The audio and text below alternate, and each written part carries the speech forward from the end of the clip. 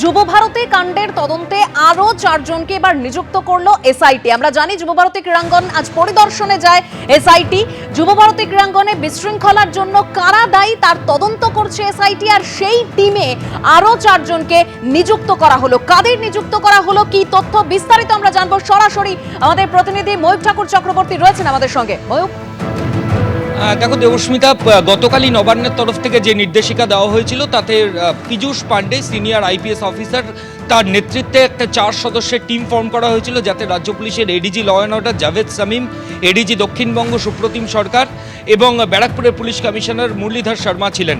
যেটা জানা যাচ্ছে যে আজকে এই বিশেষ তদন্তকারী দল তারা সল্টলেক স্টেডিয়ামে আসেন এবং তারপর বিধাননগর কমিশনারেটে গিয়ে তারা একটা মিটিং করেন এবং সেই মিটিংয়ের পরে যে সিদ্ধান্ত হয় যে এই 4 জন আইপিএস অফিসারকে দিয়ে যে টিম সেটা আরও বাড়ানো হবে এবং সেই টিমে ডেপুটি কমিশনার পদমর্যাদার অফিসার থাকবেন, ডিএসপি পদমর্যাদার অফিসার থাকবেন, ইন্সপেক্টর পদমর্যাদার অফিসার থাকবেন এবং এই রকম জুনিয়র অফিসারদের নিয়ে আরও 4 জনকে নেওয়া হয়েছে। টোটাল 8 জনের এসআইটি এখনো পর্যন্ত হয়েছে। স্পেশাল ইনভেস্টিগেশন টিমের আরও যেটা খবর পাওয়া যাচ্ছে যে এই টিমে আরও কিন্তু সংখ্যা বাড়ানো হবে, অর্থাৎ আজকে 4 জনকে আরও নেওয়া হয়েছে, যার মধ্যে ইন্সপেক্টর, ডিএসপি পদমর্যাদার অফিসার রয়েছেন। এরপর এই টিম আরও বাড়ানো হবে এবং সেই টিমে কলকাতা পুলিশ এবং রাজ্য পুলিশ থেকে আধিকারিকরা থাকবেন। অর্থাৎ গতকাল পীযূষ পান্ডের নেতৃত্বে যে স্পেশাল ইনভেস্টিগেশন টিম ফর্ম করা হয়েছিল সেটা আজকে অলরেডি কিছুটা বাড়ানো হয়েছে 4 সদস্য এবং এটা আরও বাড়ানো হবে, যেখানে কলকাতা এবং রাজ্য পুলিশ থেকেও আধিকারিকদের নেওয়া হবে এই স্পেশাল ইনভেস্টিগেশন টিমে।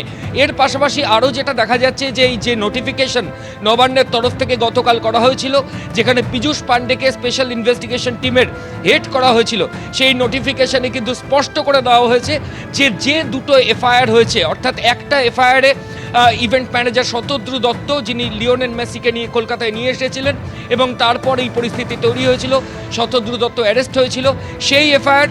এবং আরেকটা এফআইআর হচ্ছে সল্টলেক স্টেডিয়াম, আমরা এখন যেখানে দাঁড়িয়ে রয়েছি সেই স্টেডিয়ামের মধ্যে যে ভ্যান্ডালিজমের ঘটনা ঘটেছিল, যাতে ইতিমধ্যেই বেশ কয়েকজনকে পুলিশ আধিকারিকরা অ্যারেস্ট করেছেন।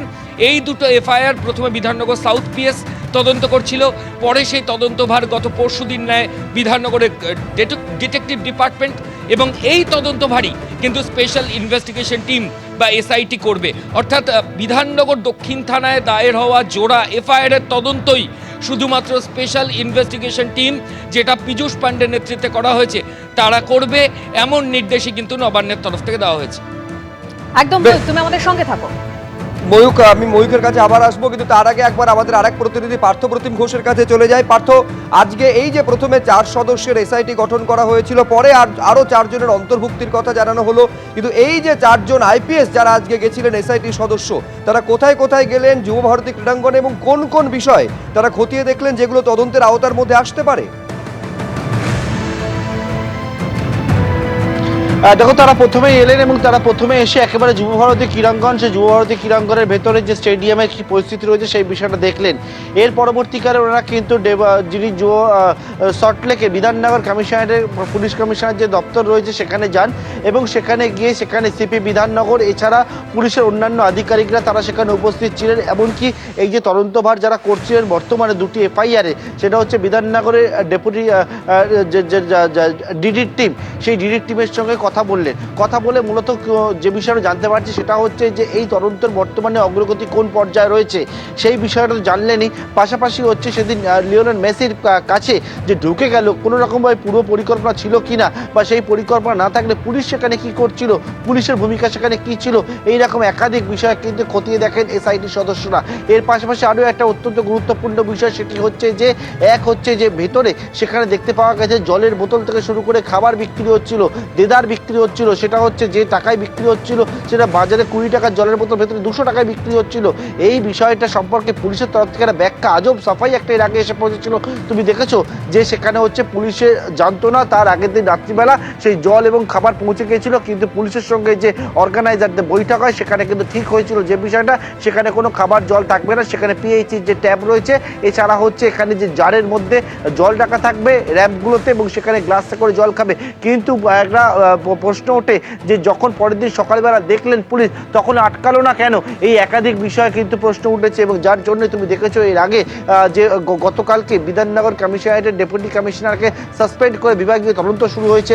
অন্যদিকে এই সমস্ত বিষয়গুলো কিন্তু একটা প্রাথমিক পর্যায়ে সাইডের টিমের সদস্যরা তারা আজকে জানতে চান এবং পরবর্তীকালে কিন্তু এই যে গোটা তদন্ত প্রক্রিয়া যে পর্যায়ে রয়েছে গোটা পর্যায়টা তারা সুপারভিশন করবে, তারা দেখবেন। এবং সেই মতো আজকে কিন্তু 4 জন সদস্য আইপিএস তারা এলেন এবং তারা থাকলেন এখানে এবং এক হচ্ছে স্টেডিয়াম দেখলেন, পাশাপাশি আধিকারিকদের সঙ্গে বৈঠক করলেন। শুভজিৎ,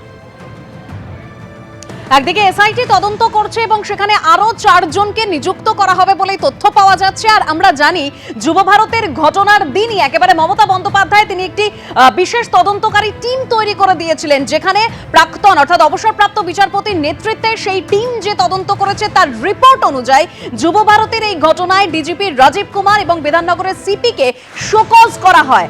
রাজ্য পুলিশের ডিজি রাজীব কুমারকে শোকজ আর আজকের মধ্যেই জবাব তলব করা হয়েছে। এমনকি বিধাননগরের সিপির কাছ থেকেও আজকের মধ্যেই জবাব তলব করা হয়েছে। কি তথ্য আর পাওয়া যাচ্ছে এই মুহূর্তে আমরা চলে যাব সরাসরি ময়ূক ঠাকুর চক্রবর্তীর কাছে। ময়ূক,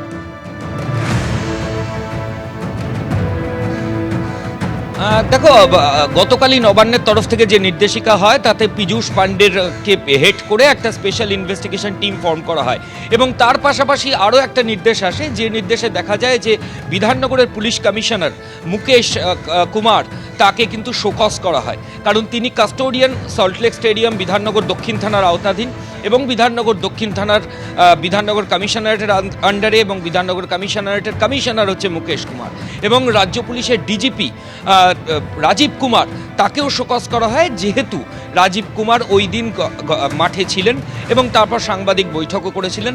তিনি রাজ্য পুলিশের ডিজিপি, তার আন্ডারেই যাবতীয় অ্যারেঞ্জমেন্ট হয়েছে পুলিশের এই মেসির এই সল্টলেক স্টেডিয়ামে আসা নিয়ে। এর পরবর্তী ক্ষেত্রে পুলিশ আধিকারিকরা যেটা নবান্নের তরফ থেকে নির্দেশ দেওয়া হয় যে এই 2 জন অফিসার অর্থাৎ ডিজিপি রাজীব কুমার এবং সিপি মুকেশ কুমার তারা 24 ঘন্টার মধ্যে শোকজের উত্তর দেবেন এবং বিধাননগরের ডেপুটি কমিশনার অনিশ সরকার তাকেও সাসপেন্ড করে দেওয়া হয়, কারণ যেহেতু ম্যাচের আগের দিন হায়াত রিজেন্সি হোটেলে যে মিটিং হয়েছিল সেখানে তিনি ছিলেন। ফলত সব মিলিয়ে শোকজের যে সময় সেটা প্রায় শেষ, হয়তো তারা আর কিছু সময়ের মধ্যেই নবান্নে তাদের যে রিপোর্ট দেওয়ার সেটা তারা পেশ করবে। এবিপি আনন্দ, এগিয়ে থাকে, এগিয়ে রাখে।